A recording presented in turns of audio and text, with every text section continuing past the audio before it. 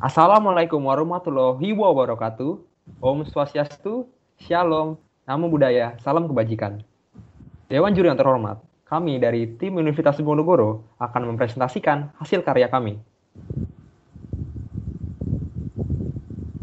Kanker merupakan salah satu penyakit utama penyebab kematian di dunia. Menurut data dunia yang dirilis oleh IHME, kanker merupakan penyebab kematian terbanyak kedua hingga mencapai angka 16,3% di total kematian di seluruh dunia.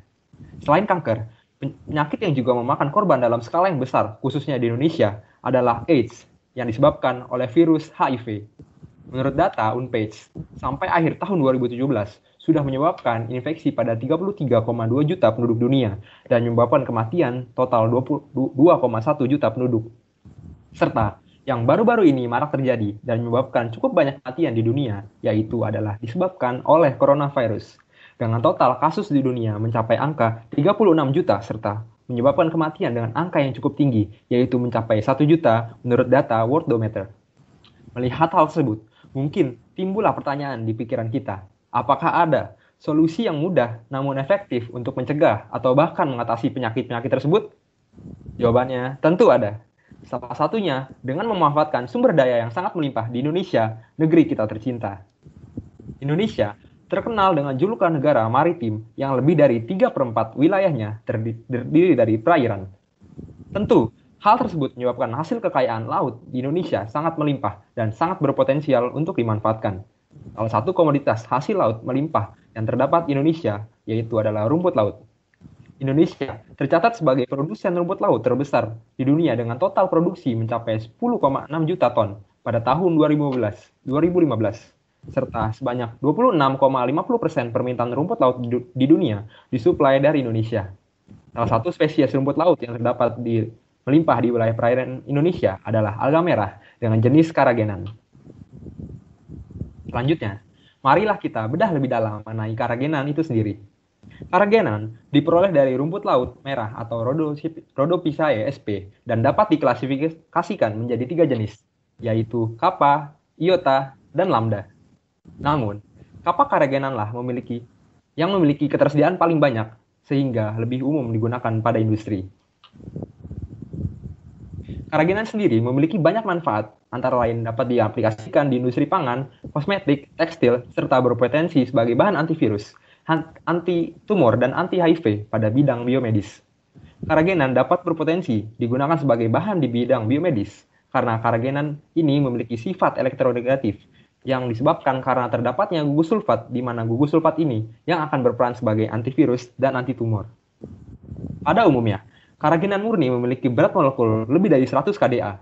Namun, untuk dapat dimanfaatkan sebagai aplikasi di bidang biomedis, ukuran berat molekul karagenan harus bernilai kurang dari 30 kDa, atau sesuai dengan spesifikasi yang dapat dilihat pada tabel berikut. Sehingga dibutuhkan proses untuk menurunkan berat molekul dari karagenan agar dapat dicerna oleh tubuh sebagai antivirus dan anti kanker. Melalui permasalahan tersebut, maka kami di VF-Tim dari Universitas Diponegoro membawa sebuah solusi, yaitu depolimerisasi karagenan dengan iradiasi UV sebagai upaya produksi digestible antivirus dan anti kanker di era Society 5.0. Tim ini sendiri diketuai oleh saya, Vincent Felix Susanto, kemudian anggota 1, Alvaro Ray Mas Aprilianto, anggota 2, Putu Danta Mas Yogiswara, dan dosen pembimbing kami, Profesor Radianto, STMST PhD. Pada bagian State of the Art, dibahas beberapa penelitian terdahulu dan diperoleh kesimpulan bahwa depolimerisasi karagenan murni dapat dilakukan menggunakan proses oksidasi menggunakan ozon dan hidrogen peroksida. Namun, proses ini masih memiliki beberapa kekurangan dari segi ketahanan, di mana ozon yang digunakan akan lebih cepat terurai dan proses oksidasi menjadi kurang sempurna. Maka dari itu, dalam penelitian kali ini, dilakukan beberapa modifikasi metode dengan kombinasi hidrogen peroksida, sinar UV, dan konsentrasi ozon. Sinar UV sendiri dipilih karena merupakan jenis gelombang yang mudah didapat dan dapat menghasilkan radikal bebas oksigen tersuspensi dalam larutan, sehingga diharapkan dapat mempercepat reaksi dengan pemberian tekanan gelombang. Berdasarkan hal tersebut, tujuan penelitian kami adalah mengkaji pengaruh proses ozonasi hidrogen peroksida pada perubahan berat molekul dan kadar sulfat larutan kappa karagenan. Bagian selanjutnya adalah bahan dan proses. Pada bagian ini kami paparkan beberapa variabel penelitian yang digunakan. Variabel bebas yang ditetapkan adalah konsentrasi hidrogen peroksida, kemudian variabel tetap yang digunakan adalah konsentrasi ozon, laju alir ozon, dan persen berat per volume larutan keraginan. Terakhir yaitu variabel terikat yang dipilih sesuai dengan tujuan penelitian kami, yaitu berat molekul dan kadar sulfat dalam larutan kappa keraginan. Pada bagian tahapan, telah kami bagi ke dalam 5 cakupan besar. Tahap pertama adalah pretreatment atau preparasi bahan dengan melarutkan 5 gram keraginan murni ke dalam 500 ml aquades. Larutan keraginan kemudian dicampur dengan hidrogen peroksida dan ozon, serta dipanaskan pada suhu 70 derajat Celcius. Proses ozonasi kemudian dapat dimulai dengan menambahkan iradiasi sinar UV sesuai intensitas yang telah ditetapkan. Hasil depolimerisasi kemudian dilakukan uji analisa, di mana uji pertama adalah uji berat molekul. Pada uji ini diukur nilai viskositas dari larutan keraginan yang didapat menggunakan Applewood Type Capillary Viscosimeter. Sedangkan uji yang kedua adalah uji kadar sulfat menggunakan reflux asam klorida dan larutan PaCl2, di mana didapat endapan PaSO4 yang dapat diukur kadar sulfatnya. Berikutnya, kita akan membahas tentang hasil dan pembahasan. Kami bagi menjadi 3 bagian besar, yaitu yang pertama adalah berat molekul, yang kedua adalah kadar sulfat, dan yang ketiga adalah produk. Mari kita bahas yang berat molekul terlebih dahulu. Dapat dilihat bahwa dari grafik, didapat bahwa berat molekul keraginan turun dari sekitar 400 kDa hingga di bawah 50 kDa. Hal tersebut dapat dijelaskan sebagai berikut. Yang pertama, reaksi penembakan sinar UV pada ozonasi ini akan menghasilkan ion hidroksil. Ion hidroksil ini akan bekerja untuk memutus ikatan glikosida pada keraginan. Sehingga putusnya ikatan glikosida ini akan menurunkan berat molekul dari keraginan dikarenakan adanya gugus atau molekul yang hilang. Penurunan berat molekul ini bertujuan agar keraginan yang dihasilkan dapat dicerna dengan baik oleh tubuh. Yang berikutnya kita akan membahas tentang kadar sulfat. Seperti yang sudah disampaikan di awal, gugus sulfat pada keraginan inilah yang nantinya akan bekerja sebagai agen antivirus dan anti kanker. Sehingga perlu untuk memperhatikan jumlah kadar sulfat pada keraginan agar tetap mampu bekerja secara efektif sebagai agen antivirus dan anti kanker.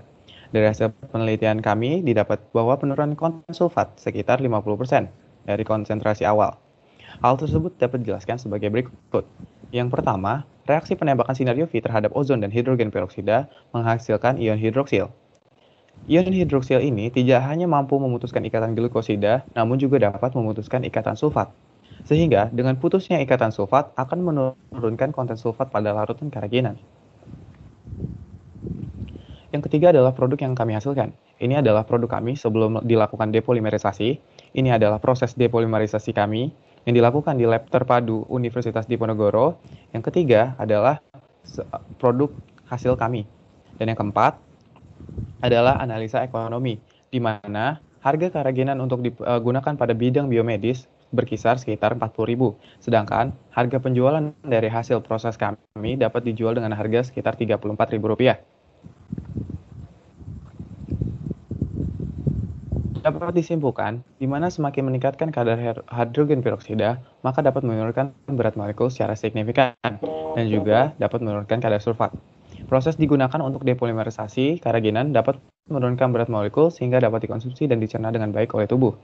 Saran dari kami, proses dapat dipilih dan disesuaikan untuk memenuhi baku mutu yang diperbolehkan oleh pemerintah Republik Indonesia melalui Badan Pengawas Obat dan Makanan, atau biasa kita kenal dengan BPOM. Sekian dari kami, kurang lebihnya mohon maaf. Wabillahi taufiq wal hidayah. Wassalamualaikum warahmatullahi wabarakatuh. Om Swastiastu, Shalom, Namo Buddhaya, Salam Kebajikan.